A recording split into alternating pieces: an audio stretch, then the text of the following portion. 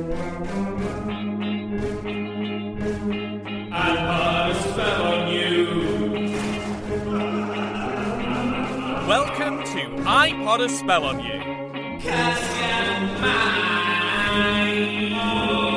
Eddie Hurst's Wonderfull Discovery of Witches podcast.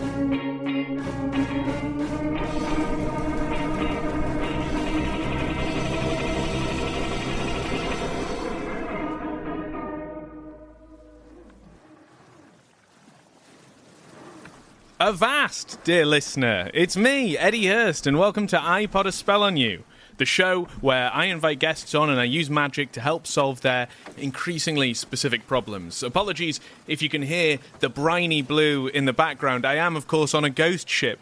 I don't know, you know when, like, family don't really know what to get you for Christmas, and then they're like, oh, I don't know, why don't we get him an experience voucher? Well, that happened, and I'm on this ghost ship here, and it's not too bad. I mean, the crew's a bit shouty. Starboard. I don't know what that means, I'm sorry. Port. Fortified wine at this time? Are you crazy? You're meant to be captain in this ship. Landlubber. I'm sorry, but if my inexperience is upsetting you, then why did you allow tourists onto this ship? Funding is getting harder for haunted vessels. Yeah, ain't that the truth? Anyway, look, I've got to record this podcast. On this episode, I'm joined by Steffan Alun, a Welsh and exclusively stand-up comedian. By that, I mean he's exclusively a stand-up comedian, not that he's exclusively Welsh. Although, I think he's very proud of his Welsh heritage and probably is exclusively Welsh also. I don't think he's taking any other offers. So back off, Guatemala. Nice try. He's also, as well as being a stand-up comedian, which we talk about the stand-up focus and his description of being an exclusively stand-up comedian, he's also tangentially a TV presenter, recently working on the show Academi Gomedi, where Welsh children are invited into the exciting world of stand-up comedy with a grand showcase finale, all recorded for us to view on BBC iPlayer and S4C.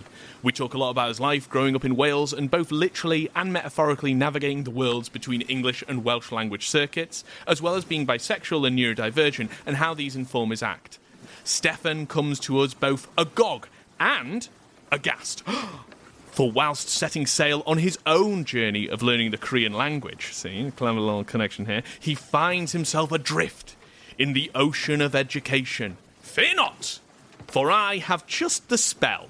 Don't forget to give the audience an update on what you've been up to. Oh, yeah, thank you. Sorry, I didn't really... Do you listen to the podcast? Are you a fan? Sometimes, but it's hard to put the headphones in myself or set it on the laptop, so I just have to wait for people to play it that are on the boat. Does that happen a lot? More than you'd think.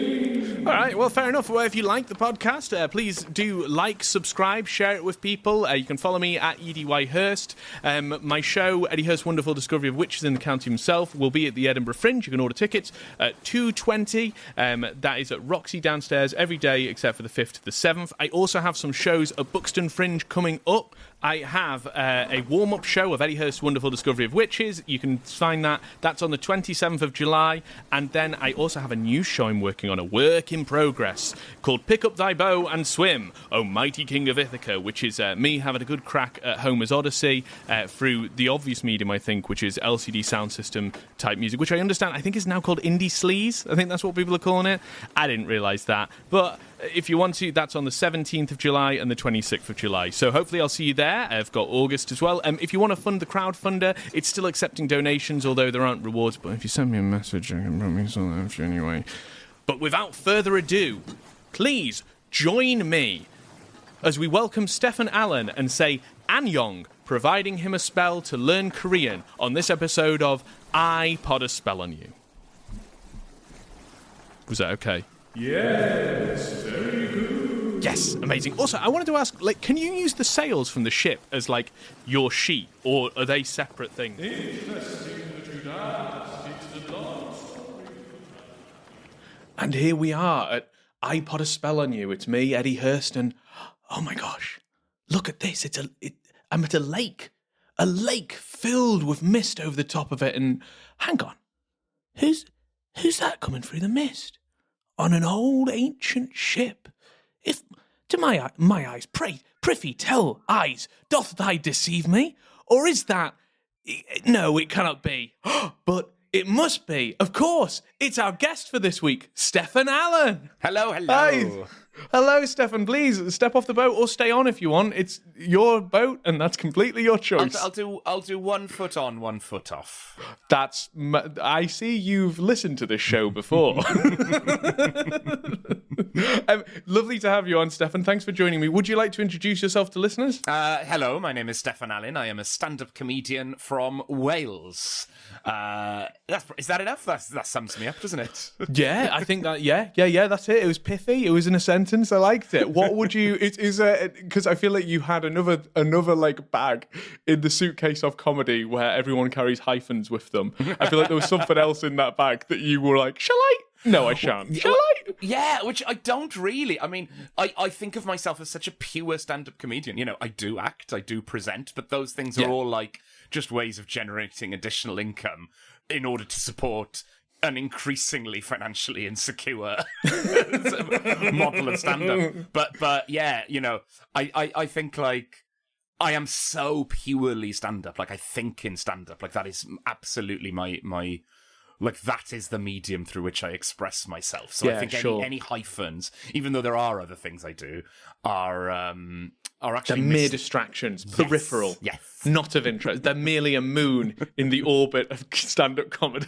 Yeah, if Welsh language children's television is something I must conquer along the way, then so be it. So yeah, because you've just it's just been released, hasn't it? What you've been presenting? It has just finished. It's at Academi Gomedi, which was a sort of kind of reality show for kids, I suppose. We took a group of 9 to 11-year-olds who were already funny and then taught them the skills to be comedians and to do comedy, and then we took them to the Glee Club in Cardiff, Wales's biggest comedy club, and they performed a show to a packed audience of their friends and family. And yeah, so it was visually, it's very Traitors. You know, we took them to this sort of manor house with all sort of hidden passages and secrets and a swimming pool. So it all, like just. I'm guessing there wasn't any elimination stuff in there though. No, although interestingly, I wonder if I'm allowed to say this. I'm going to.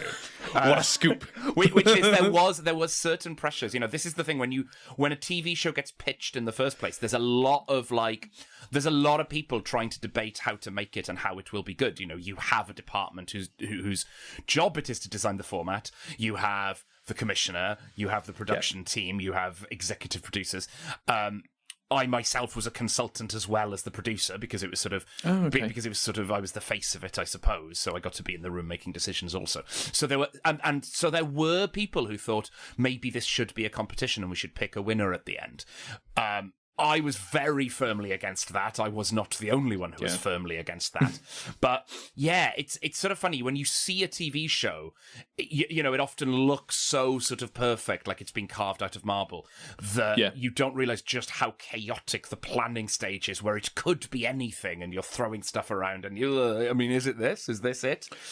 Yeah, absolutely. And it's and I think also whilst I don't agree with it, I do completely get the thought process of, is it comedy? We should probably do a competition. Is there a way for us to turn this into a competition? Yeah. As is the style of the industry so often it feels. Well, it's the stakes, I think, is a lot of what you think about. Is like, why does this matter? And if it's a competition, you know, Great British Bake Off is an incredibly stressful show because we feel like winning the competition is what's on the line. Sure. But of course, there's probably a version of the Great British Bake Off where there is like a massive cash prize or it's like 100 grand. You know, there's no actual prize for Bake Off. You merely win the competition and that's enough. So those are the conversations you have. Is like, what does winning mean? Do we need them to win? So, you know, for me, I think it's enough to go, can you teach these kids to be, you know, the performance skills necessary to nail a competition? I think that's kind of enough. And also it depends what the pleasure of it is. Like, this has been a very successful show, anecdotally. You know, I've had loads of kids come up to me and tell me they watch it. And amazing. I think it's just because of the fantasy. If you're a kid watching it, you dream of like being whisked away from school to go to like a school where every other kid is really funny and where all of the lessons are taught by like various funny people, you know, teaching you different things. I think, you know, for me as a kid, that would have been a dream because I wanted Like, I loved being funny, and the idea of a school that only teaches you that is kind of enough, I think. Yeah, absolutely. And am I right that it's all in Welsh? It is all in Welsh, but it's also subtitled, so it's, a lot... Of course. Oh, yeah, sure. I didn't... I'm like, hang on, just as a content warning, it's all in Welsh, so don't even think about it. But it's so something I think we don't appreciate in the UK is if you live in the UK and you are a taxpayer, you are paying for S4C. And even if you don't speak Welsh, it has to be available to you. It is subtitled, it is on iPlayer. You can find these things. You can, all Welsh television is available subtitled online. There's a dedicated Welsh language streaming service, which is free, and I think people don't know this because it's a minority language. But like Pobl y Cwm, right, which is our biggest soap opera in Wales, half its viewers do not speak Welsh, according to research surveys. Like, whoa, you'd think, there might be the odd person. No, it's literally half its viewership don't actually speak the language. Wow, that's cool. That's great. What a reach. And I guess getting Welsh language out to people who clearly, by the stats, don't have access to it in any other way, maybe? Perhaps. I mean, yeah, like some of them will be non-Welsh speakers who live in Wales, but a lot of people outside Wales watch it as well. And a lot of Welsh speakers living outside of Wales watch it as well. Of course. Something... Because, it is an endangered language, and, the numbers were going down for years. Then there was a reversal, and then we had 14 years of cuts to public services that has reversed the reversal. And... like, how do you protect an endangered language? And part of it, I think, has to be access to art in that language, and it's making sure that there is a reason to speak the language as well, right? Like you and that's not just television. That's festivals and events and social, absolutely. Ways of socializing in the language. But I mean, I am such a huge fan of television. I think it's a really powerful way to kind of bring a community together anyway.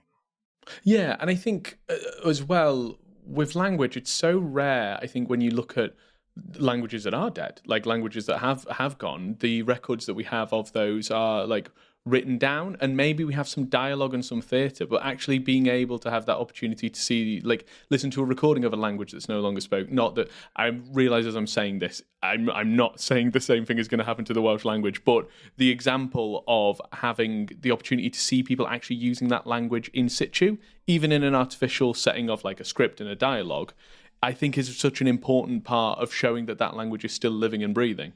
Yes, I agree. And, it's not all artificial because reality television, I also really love reality television and documentaries and chat shows. So there's an awful lot of record of not only the language being used in service of fiction, but also we get to hear loads of different people in the way they use Welsh. Something I've really loved about the modern era. Oh, I mean, you'll know this even if you don't speak Welsh, that there's like often backlash when people try and represent people from backgrounds that have not traditionally been depicted on television.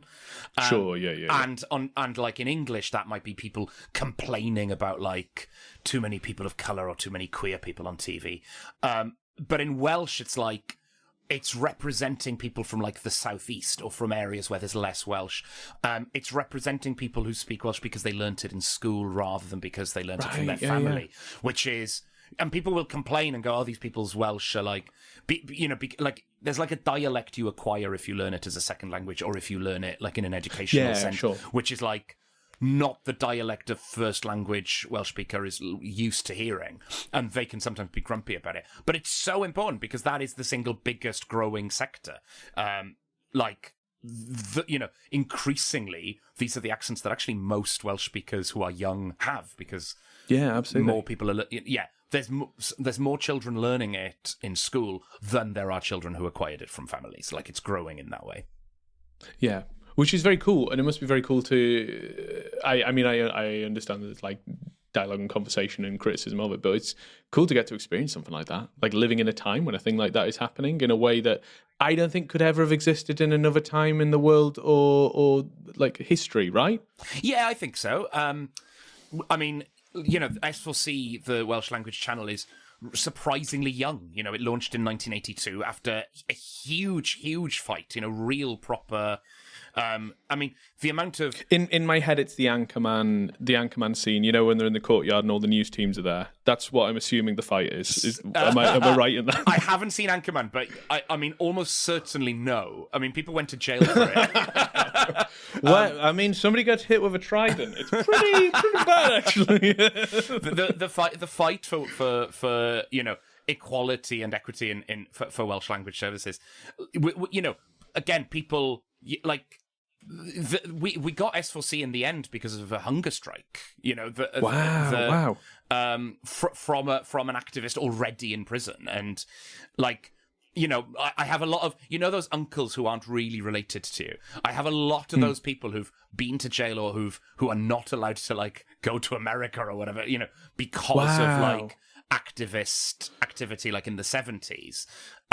You know, people will talk about coming to Wales and going, oh, you see the bilingual signs. And that was a fight. Like, that was a huge fight. Like, which we can boil down to, Welsh speakers kept destroying monolingual signs until it was eventually cheaper to just put up bilingual ones. Incredible. So and it's so easy to, I think especially for like my, like, you know, I'm millennial, and it's so easy to forget and not realize these conversations, because it's not as if it's a conversation at the mainstream news. And I realize as I say that it sounds like I might be having a tin pot and offering supplements, but I don't mean it in that sense. But in the way that like conflict and state conflict, which leads to progression, isn't often represented, I don't think. And certainly this is like something that I'm not aware of, like straight off the top of my head. Is like I know S4C's there, but I don't know the story behind how that got there. Yeah, and I mean, partly you're less likely to know it if you're not a Welsh speaker. But even Welsh speakers don't necessarily know this. You know, I'm also a millennial. You know, I am younger than S4C,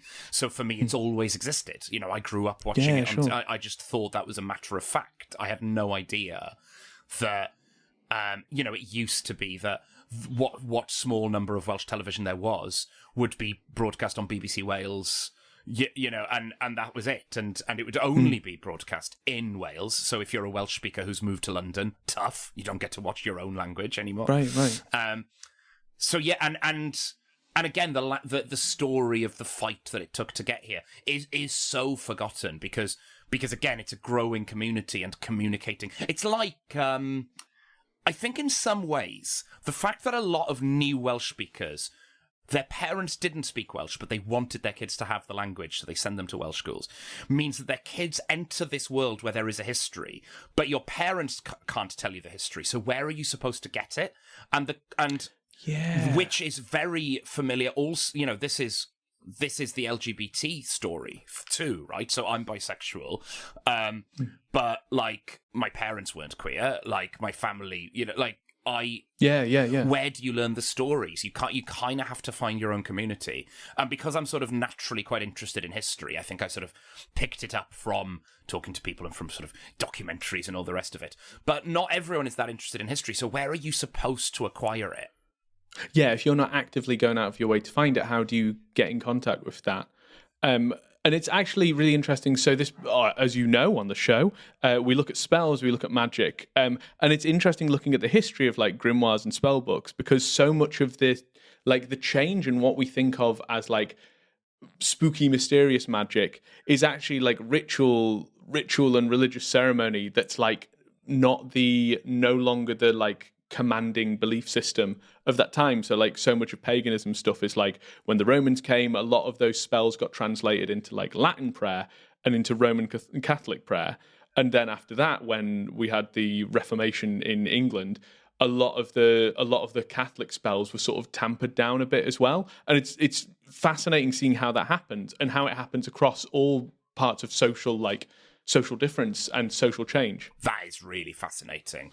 And yeah, you know, this is something because my relationship to sort of magic is quite different, I think, in that sort of, you know, Welsh myth is absolutely full of magic, but these are very, very old stories. And so, you know, I don't think we have that same sense of kind of, you know, or like, collect the stories, write them down, you know, have these, as you say, you know, these grimoires.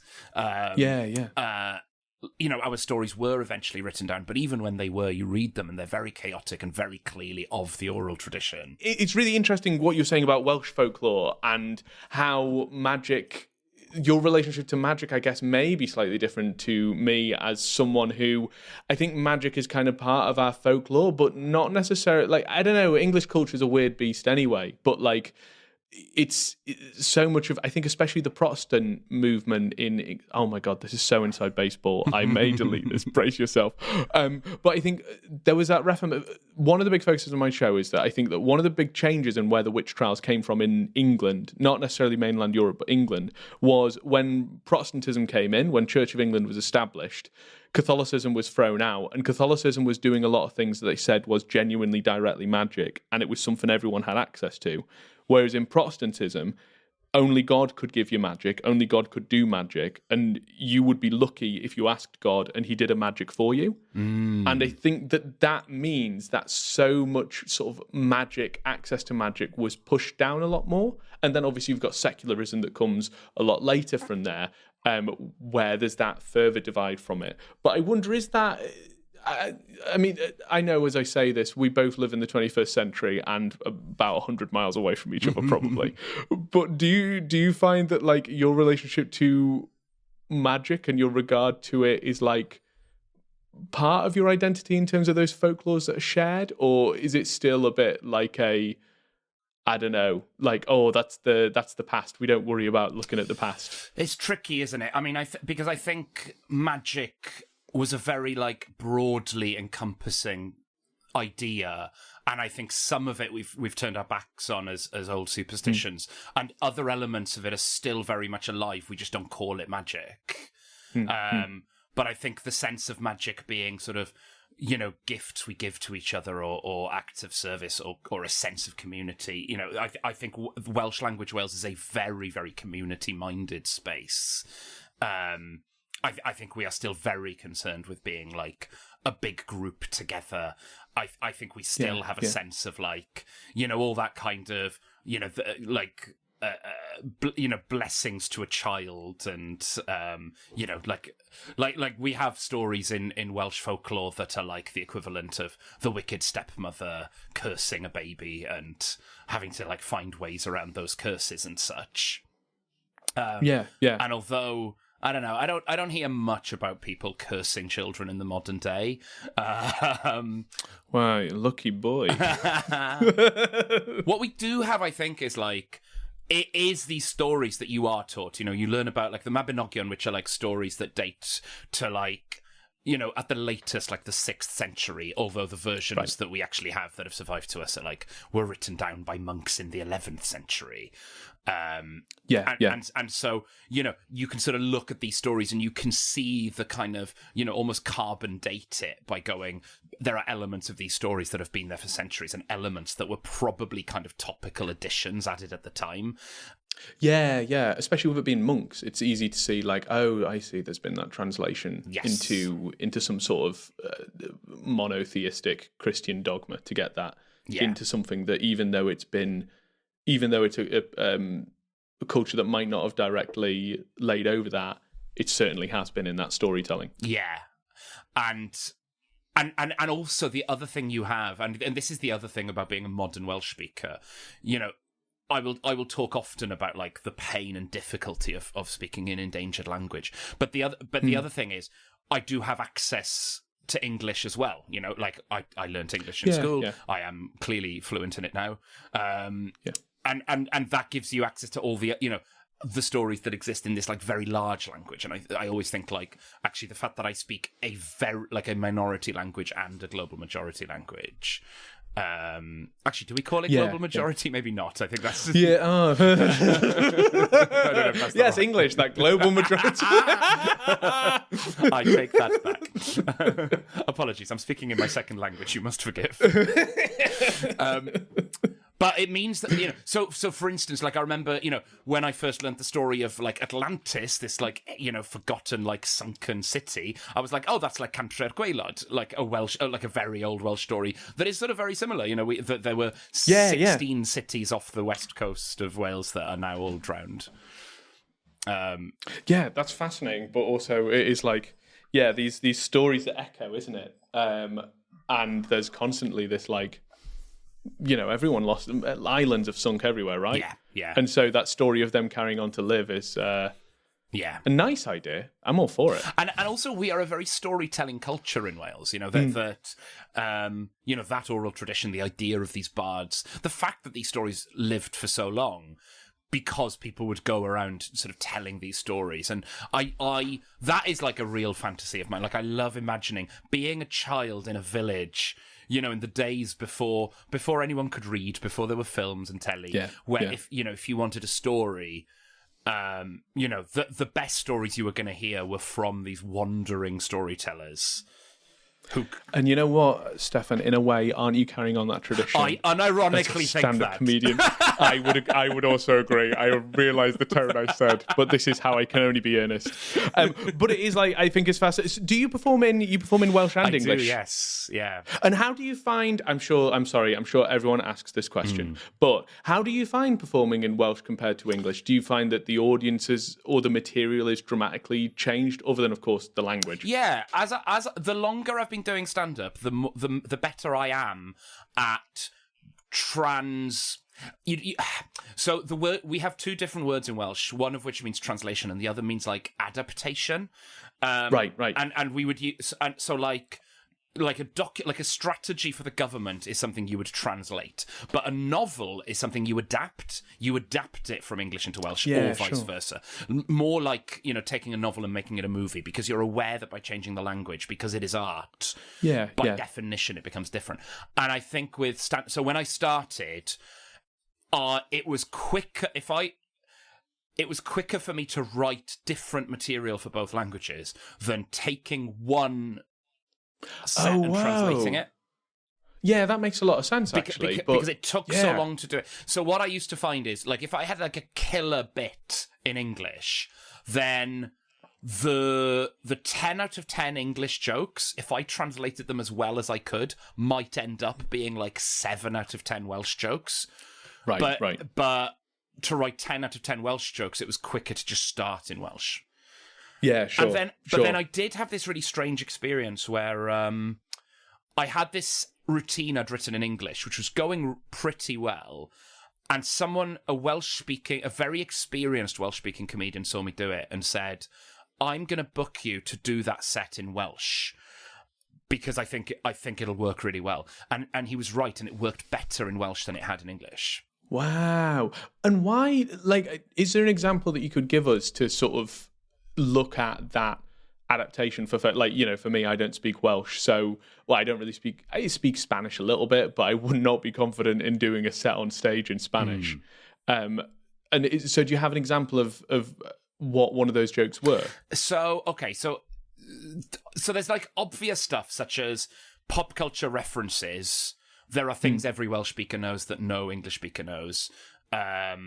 And then there's also this. So just on a basic level, if I'm going to talk about like specific reality TV from S4C, I have done that in English actually, but I know I'm talking to an audience that isn't familiar with the show, so I have to explain the show first. Yeah, you got to do the premise first and then dive into it. But in Welsh, it's like everyone knows the show, so it's just great. Right. But then the other way round, you'd think you could talk about like English language telly in Welsh. But if you do, it triggers it's a bit of a red flag to the audience, because the audience is paranoid that they are watching like a translation of something that's actually good. Wow. Okay. Yeah. Whereas they're like, no, because most Welsh speakers are bilingual, if it's been translated, they'd rather see it in the original language. Right. Okay. Yeah. Not everyone, I mean, that makes sense. But a lot of Welsh speakers will. Like, I would rather. So yeah. So even that way around, it can be tricky. So that's like, I would say, like level 1 awareness of the different languages is your pop culture references are different, and they signify different things. Like level 2 is the cultural tone of it. So, for instance, the fact that I'm from Swansea means that when I do a Welsh gig, people are like, okay, so this is like a city guy. He's from a city. So, like a lot of Welsh speakers Welsh speakers in the West, a lot of them live in places where, like, you basically have to be able to drive because public transport isn't very reliable. Yeah. I do not drive, and that is like a position of arguable privilege that I don't need to because I live in a city that's so well connected. But if I gig in England, they don't particularly distinguish between a city Welsh guy and a rural Welsh guy. They just hear a Welsh guy. And they have, like, a particular idea of what a Welsh person is. Which means that, as I've got older, this is less true. But when I was young, I couldn't do high status in English very easily. Because people would be like, who's this, like, young Welsh guy? And there's this, like, slight sense of... I don't want to exaggerate how powerful an effect it was. Like, I'm not saying they think I'm like some country bumpkin, but there's a general sense of like, you don't trust that I know what I'm talking about, and my accent is like a part of that. But I think that's the same as like, and not to conflate the two identities, but I think as a comedian performing on the, like, I'm from the Northwest. And you come on stage, and whilst my accent isn't super, super Northwesty, if I talk about being Northern at all, like my voice is Northern, I go on stage, an audience knows I'm Northern.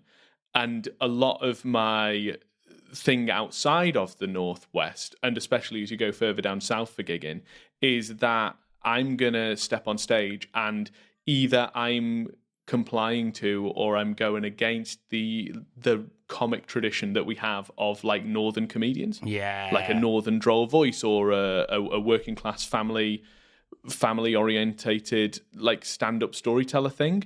And it's not like, it's not as if this is something that's really hampering me. That there are far greater issues for performers and people to have in our society, in the world of comedy and outside of it. But it is an interesting thing, as you say, that I hadn't considered, that you are in a way trying to figure out how you adapt your identity when you know that people are bringing their own baggage to what you seem like when you step on stage and have a particular voice that is a deviation from what is seen in that room as standard comedy voice. Yeah, and I'm in a weird position because on the one hand, there are very famous Welsh acts, and there already were when I started. When I started, Rod Gilbert was already famous, Rob Brydon was already famous, but Gilbert and Brydon are not Welsh speakers, or they weren't at the time. But therefore, Gilbert and Brydon both have sort of the natural accents of their area, of relatively sort of working class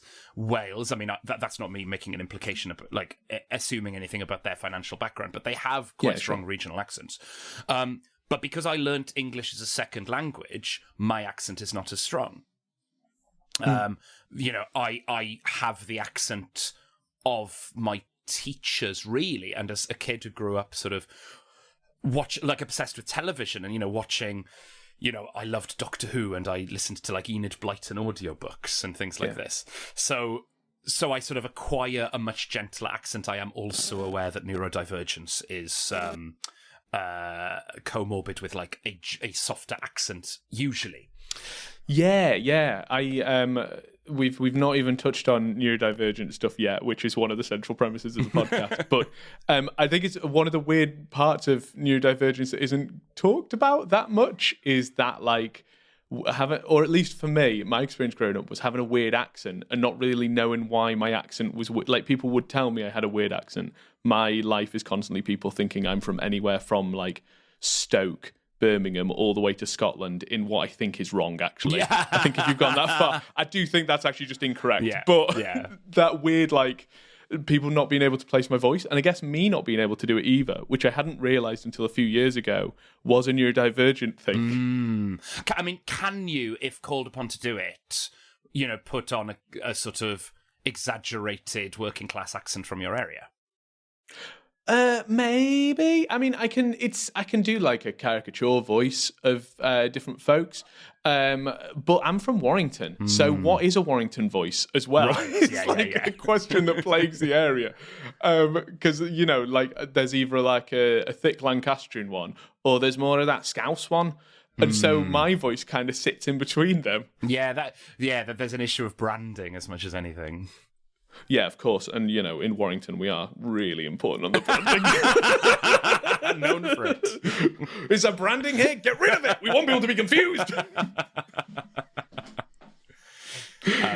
Because I think sort of, Swansea has, like, I don't know. Let me try and tap into this. Like the Swansea working class accents like that, I suppose, and like just proper, like, I don't know, like there's a, like, to me it feels very like industrious. There's a sort of, this is the accent of like someone who works in a factory probably, Right. But there is also like a sort of gentler, more lilting kind of like posher Welsh accent.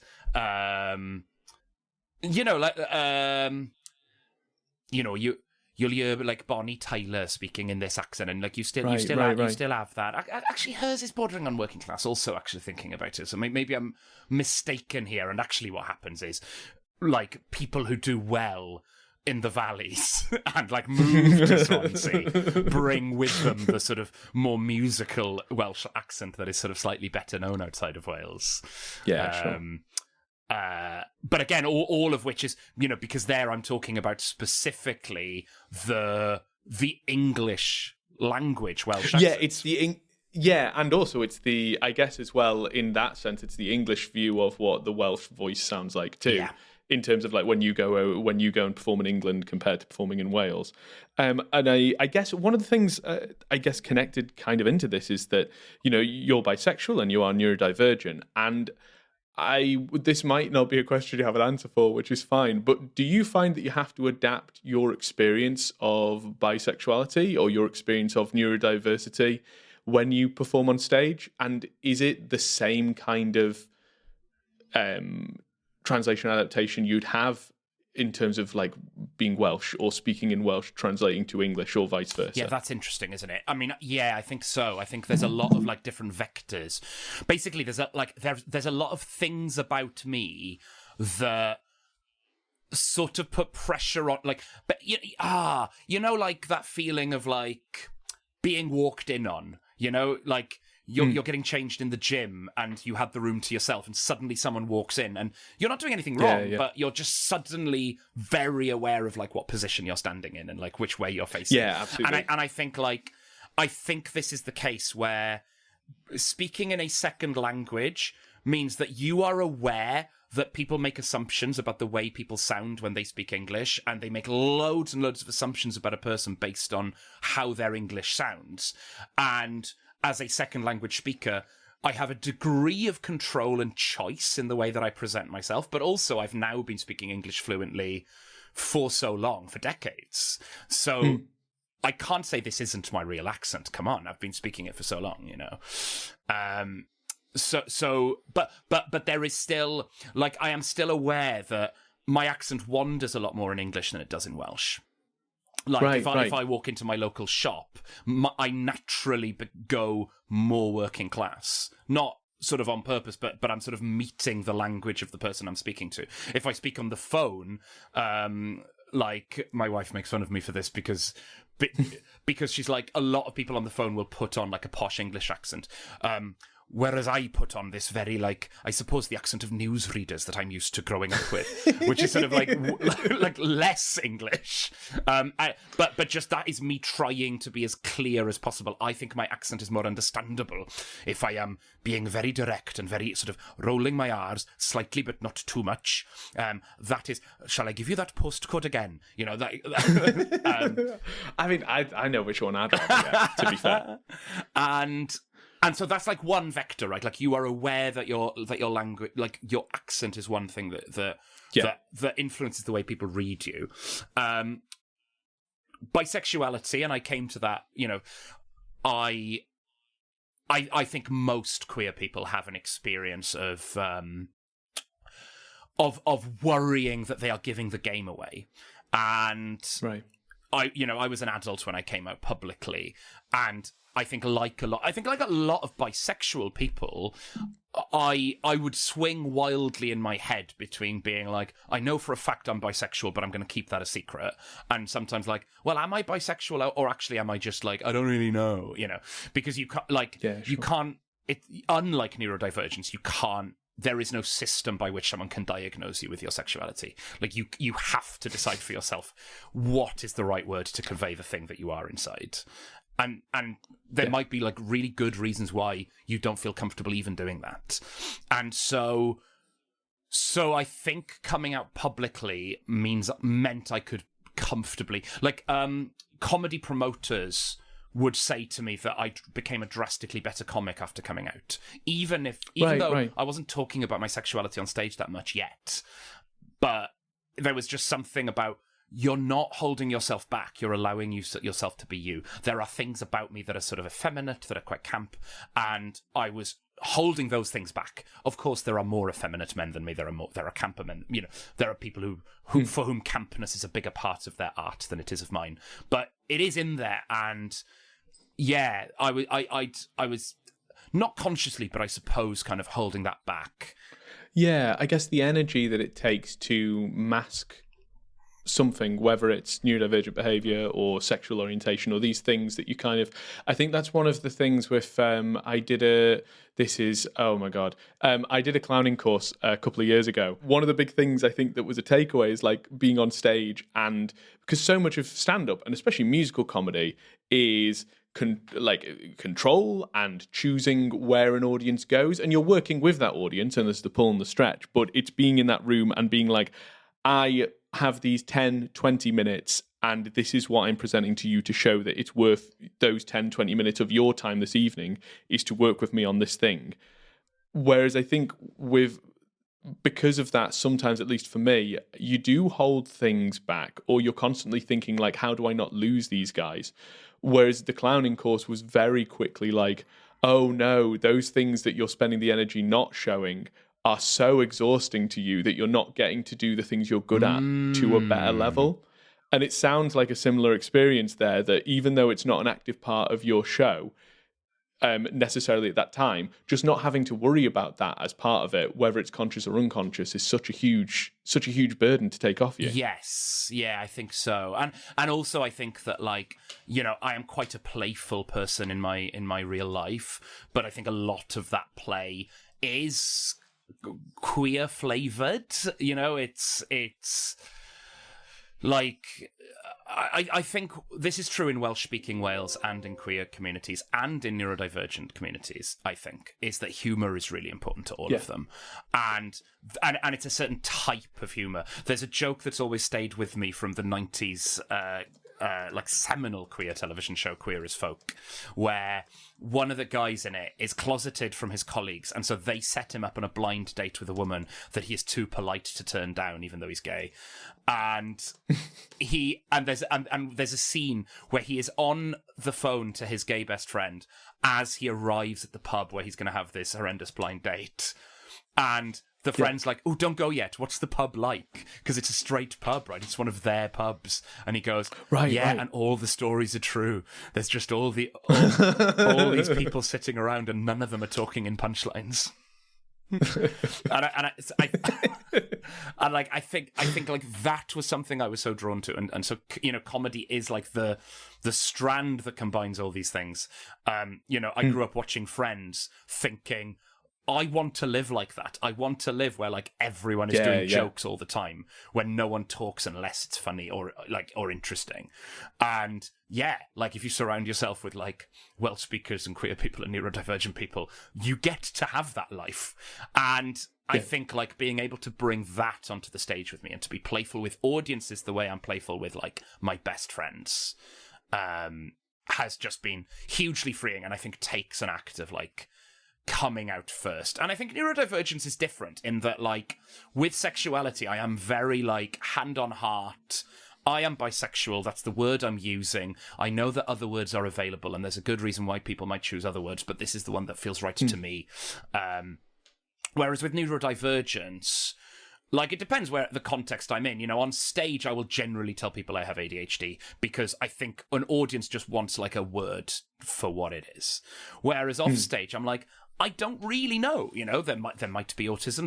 There's traits there. I don't have a diagnosis for ADHD. I don't seek them, but also so many of my best friends are neurodivergent in just unavoidably clear ways. Yeah, yeah. I don't know. Interesting to say, and it's one of the things that comes up constantly in this show, and I just think in the neurodivergent experience in general, is this idea of diagnosis and qualification. And as you were saying before about, you don't go on a waiting list for 2 to 4 to 6 to apparently 25 years now, to see somebody who will then diagnose you as bisexual, and then you'll get a pamphlet at the end of it, and there'll be some groups that you can get in touch with in the way that you do with neurodivergent stuff. And that's, as I say, that I'm very keen that I'm not conflating those experiences at all, but just as a comparison, I think, of these sort of aspects of people's character in their life that are invisible or can be to a point masked. Which is a long way around saying, Steffan, that I think there's so much baggage over diagnosis, and it's getting even harder and harder to actually get that diagnosis now. Well, actually, I don't feel any guilt. I don't feel any imposter syndrome about this at all. I don't feel... Yeah. I don't feel the baggage because I had already come out as bisexual. And so I recognised what it was. So a lot of my closest friends did get diagnoses of their ADHD in lockdown. I think a lot of us had that experience of lockdown, changed the world around us, and so suddenly a lot of the excuses we had for why life was hard went away, but life was still hard. And I had I this is where I had my oh my god revelation moment, which was I don't have lots of heterosexual friends, but you need a couple to tell you what's happening in the football. and I had a few heterosexual friends who got diagnosed with ADHD, and I feel like the journey they went on emotionally was very similar to mine with bisexuality, in that it was it was like this huge thing of oh, that's what's up with me. And it was like having a word for it was really exciting. Having access to a community of people who are like you was really exciting. And I think that's it. And actually this was kind of the thrust of, when was this? My 2023 stand-up show, both in Edinburgh and on tour, was this was kind of my takeaway is, I think having a queer lens on disability is helpful because, disability, there are some disabilities. Sometimes you need accommodations, and therefore you need a person in a position of authority to confirm that you have a particular condition because that is necessary to get certain types of support. True of any disability. Yeah. But there are many disabilities where you are not particularly seeking additional support. You're aware that you have life might be a little harder for you in particular ways, or you might find yourself in situations that are not built for you.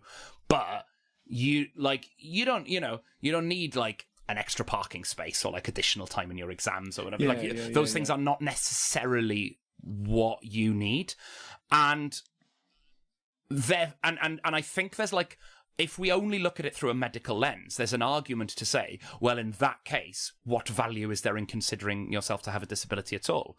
Maybe just be, that and I've met doctors who think this, that unless your ADHD is so severe that you require medication, you basically don't have ADHD. But I think... And going back to what you were saying, that we are clearly in the infancy of talking about this stuff, I think a lot of people, they don't want to take on the label of ADHD because they want medication. They want it because they are very aware that they are different from people who are around them, and they want to understand that difference. And having this language is a first step towards understanding it.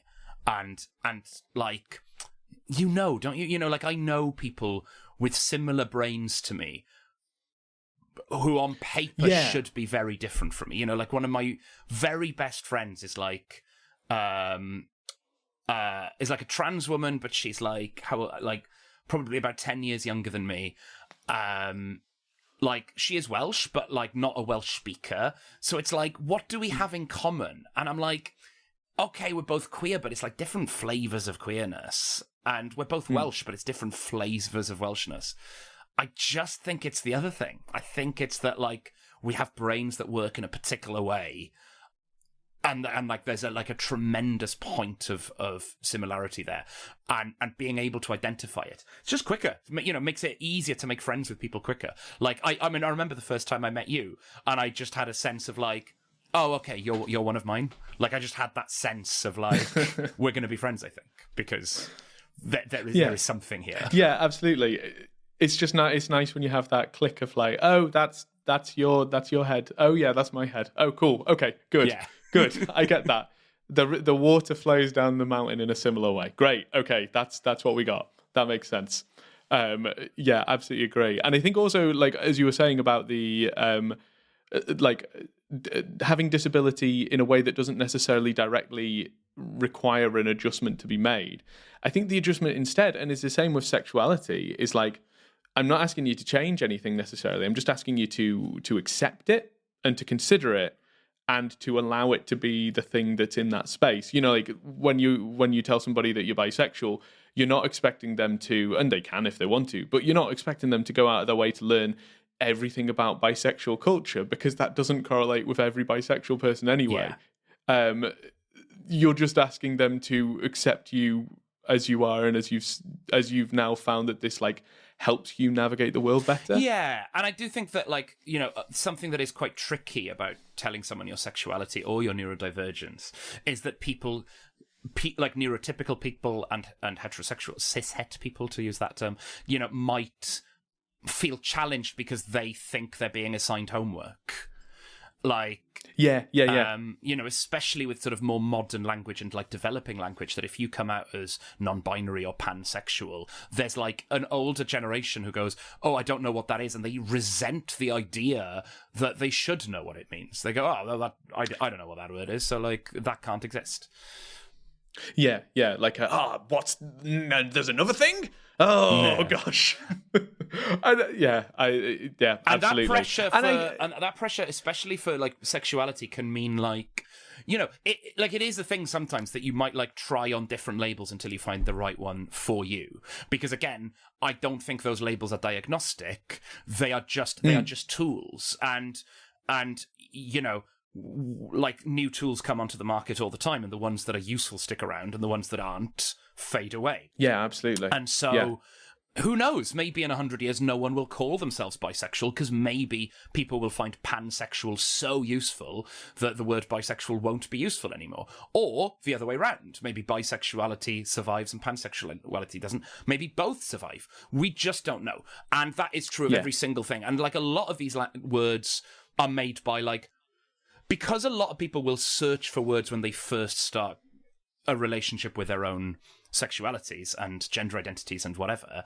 A lot of these a lot of words are invented first and foremost by teenagers, and like a lot of things created by teenagers, a lot of them therefore will be cringe. And what happens is you see even people in the queer community disassociating themselves from these words made up by 15-year-olds and go, oh, no, that's ridiculous. But really the reason they're trying to distance themselves is because they are cringing on behalf of, they're worried about how straight people will judge us if they know that we have I don't know, furry kin, and like what, well, actually maybe that's like maybe I've used an example there of like, there's a big enough community of adults of like who identify as furry that's actually not a good example. But like, I remember like in the early days of Tumblr when I was on that, a lot of queer kids were like attracted to that website, and a lot of teenagers made up just thousands and thousands of like neo-pronouns, like new ideas, new identities, new labels. And 12 years later, most of those have faded away. But some of them are still there. Demisexuality came from that era, and that still exists, and that is a growing identity that people identify with. So I think like a lot of it is just, we know that there is something inside us that makes us different from people outside. This is neurodivergence as well. And we want people to understand what those things are, and that often starts with coming up with a word for it. Yeah, absolutely. What a great point, Stefan. Thank you. and I want to like play with the idea that this is a spell. So this is me stepping out of my comfort zone and going like, because to me it seems that the power of spells is in the power of words. You know, there's a lot in Welsh mythology about and all mythologies, frankly, about the power of names. That to name something is to have power over it. To know something. Yeah. And so I think like that speaks to something very true in the here and now, which is like if I have a word for my sexuality, it gives me control of it. Stefan, thank you so much for joining me. You have a spell request. So I want to be fluent in Korean, but Duolingo has been very slow. So okay, how long so far is it taken? 430 days. Okay. And the other day I did a gig, and one of the other comics was a Korean speaker, and she saw me on Duolingo and said, "Oh, what are you learning?" I said, "Oh, Korean." And she just excitedly said, "Ah!" and then introduced herself and said hello and said her name in Korean. And I was like, I've learned nothing. I just did. I've done 430. I've spent over a year for nothing. I don't know what you just said, and so I need something better. Okay, well, fear not, because I've been diving into my spell books and I've got a few things to offer you. Now, my first question actually was, and I think that example's kind of answered it, but it was, do you simply wish to learn Korean to know it, or do you want it in order to understand Korean people and speaking Korean? Yeah, that's a good question, isn't it? So initially I started learning it just because I think it's good to have a hobby that isn't comedy. And I love learning languages. I am bilingual. I like acquiring new languages. I think it gives you new ways of looking at the world. And so I think the rule should be, if you're learning a language, you should pick the one that you have the most access to. Sure, yeah. And so initially I thought, I'll pick up French again. I speak a bit of French anyway, and then I thought, but I never hear French. I don't watch French TV. I don't listen to French radio. I don't know very many French people. Whereas actually, I hear Korean a lot. Like, I watch a lot of Korean television. I know some Korean speakers. So I was like, actually, that is the language I have the best access to. So that's why I picked that. And then my feeling is I've been learning it for I've been trying to. I've got a lot of vocabulary. And so I just think, it would be nice to be able to speak it now, wouldn't it? Very well. Okay. So I have two spells for you then. So the first one is simply one for learning. So I'm using a book that's called The Tree of Knowledge, which is translated from, it's from 16th century, it's a Hebrew manuscript from 16th century Italy, and it's titled Adhd. It contains 125 magic spells, which is actually quite a bumper edition, to be fair. That's not bad going. So this is a spell book from 15th century that has a bunch of different spells in, predominantly from Hebrew and Italian heritage. So this is a journey. Learning is a journey, is it not? We start on the road of knowledge and you never really know how long it's going to get. And it sounds to you, Stefan, like this road is actually now that you've started on it, oh boy, you've gone past a road chef and you didn't even know they were there anymore, and it's still going. So this is a spell for you, which is shortening a long road. Oh, nice. So for shortening the road, here's what you need to do. You write on a piece of kosher parchment made of deer and sew it into your robe. I've not been able to get a kosher parchment from a deer. However, what I've got instead for you is I have a piece of paper. So what does kosher mean? I'm not going to get into the religious definition of it because I don't know enough about it, but I think it's taking something that has had a process to it that has a level of of purity or of blessing to it. And I think, if you're going to write on something that's fairly easy to get, what could be a better pure blessing, I say, than perhaps some paper that has been sourced from a Forestry Commission sustainable. Perfect. So I've got you a nice bit of paper. It's a high GSM. I don't know if the wobble's picking up, that's nice. But it's there. And I've written this spell on for you. So I'm going to post that to you, and then you crack it into your robe. And when you see the countenance of the town, so I'm going to read it out all for you, and feel free to stop me if you have any questions here. Write on a piece of kosher parchment made of deer and sew it into your robe. Do you have a robe? I do have a robe, but I never wear it. Okay. Would you consider wearing it, or I think you can probably put it into your clothes? Yeah, that might be put it okay. in my clothes. All right. Oh, okay then. So When you see the countenance of the town, mention these names and say this. So if you have a look in the chat, this is what I've shared with you.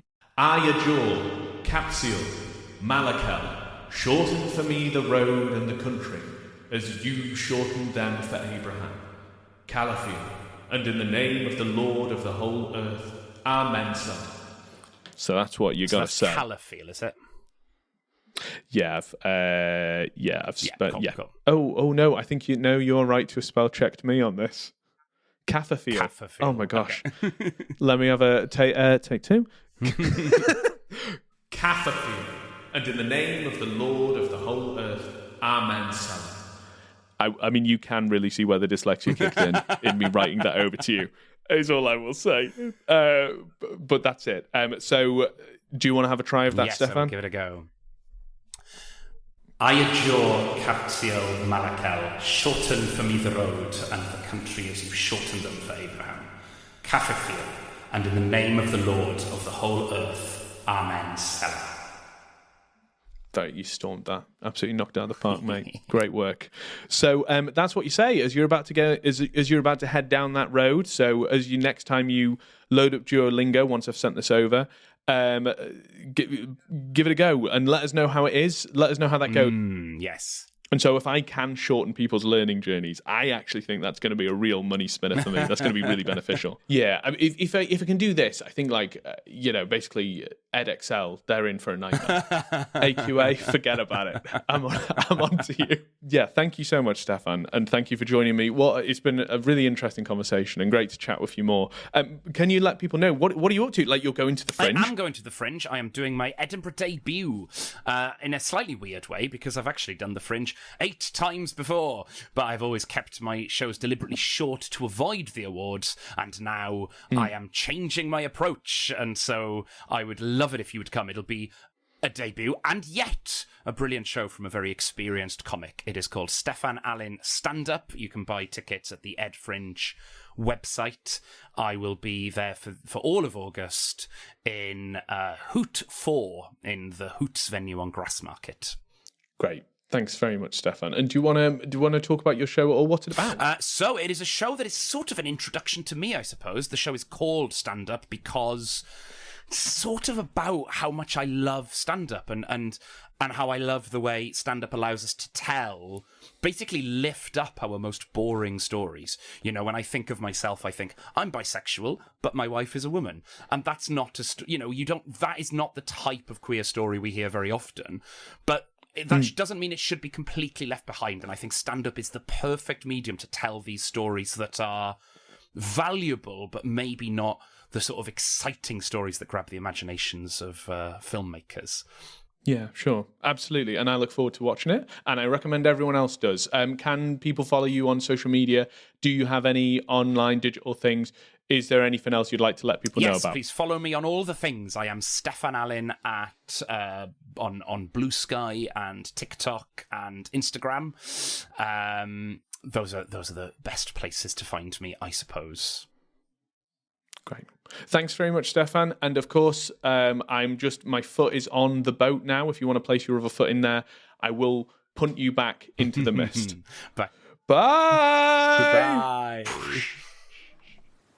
Thank you, Steffan Alun. What a lovely conversation. And as he pushes his boat away, so too do I continue on my ghost ship cruise, which it's been pretty good, actually. We've seen a few skeletons, we've been in a few spooky caves, and we even saw Davy Jones' locker. That was a secret at my discretion. Sorry, I shouldn't talk about being allowed into staff areas. But Steffan Alun can be found online at Steffan Alun, his name, Steffan ALUN, or if you are still using X against, I think, everyone's best judgment, he's St. Alun on there. But everywhere else you can find him at his full name. If you want to see his show, it is at 9:30 every day at the Edinburgh Fringe throughout August.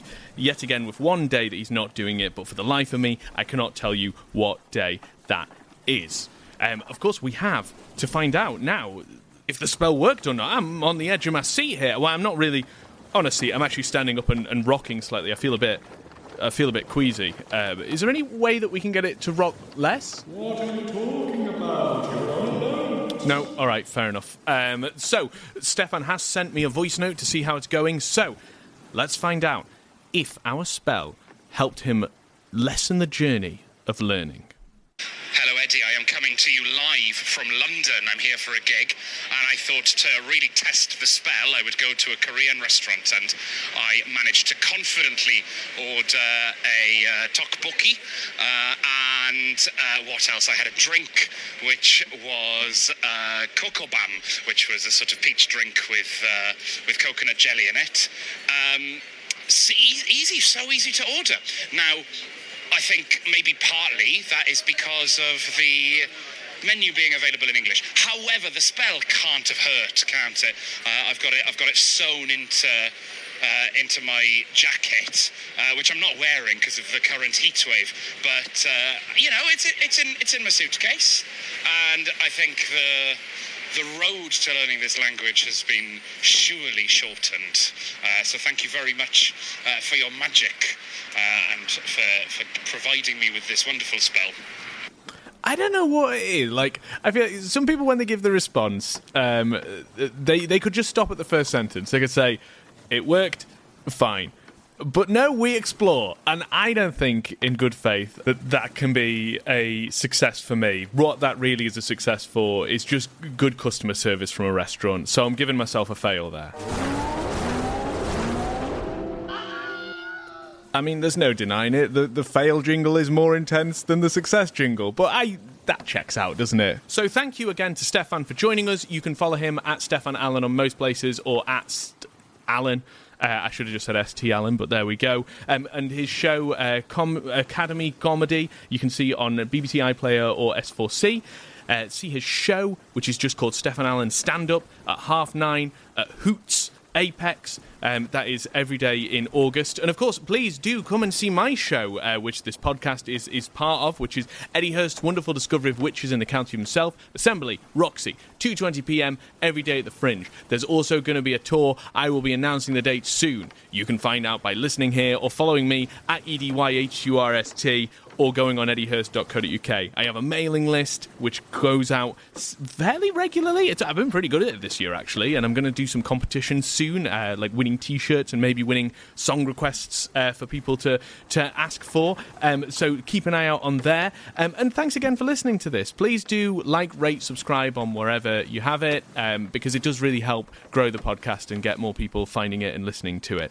But without further ado, I think it's time for me to get off this ghost ship and say a big thank you to my ghost host for having me on there. Is ghost host the right name for this? Listen, I didn't spend an eternity captaining a damned vessel to be called a host. No, you're right. You are a captain. I should give you that respect. I'm very sorry. But without further ado, I will see you next week for iPod A Spell on You with our next guest, who I believe shall be Lulu Popplewell. Ooh. Come on, that's kind of... Yeah, sorry, you are right. But, hey, I say, actually, what's spookier and scarier than just sitting down and having a great conversation with a guest? Perhaps a haunted ship of ghosts. Okay, I kind of meant that rhetorically. I regret this whole thing now. Have you ever had any regrets? My whole life was regrets. I mean, a lot of unfinished business, I assume. Yes, this voyage for one. Okay, that's a little bit pointed. I might not be able to read Korean, but I can read social cues sometimes. I think it's time I left the ship then. Well, thanks for having me, Ghost Captain, and thank you for listening. Please follow me at EDYHURST on most of the social medias. Like, share, review the podcast, let people know about it. And if you do have any loose change and you want to support my show going up to Ed Fringe, it's Roxy Downstairs, 2:20 p.m. most of August. Please do consider going into the Crowdfunder. That it's in the description there. But thank you very much, guys. I'll see you next week. Bye-bye. Do you want to say bye, Captain? Yes, fare thee well, and lovers. Lovers is not. You know that's not right. That's not being a ghost. That's just wrong.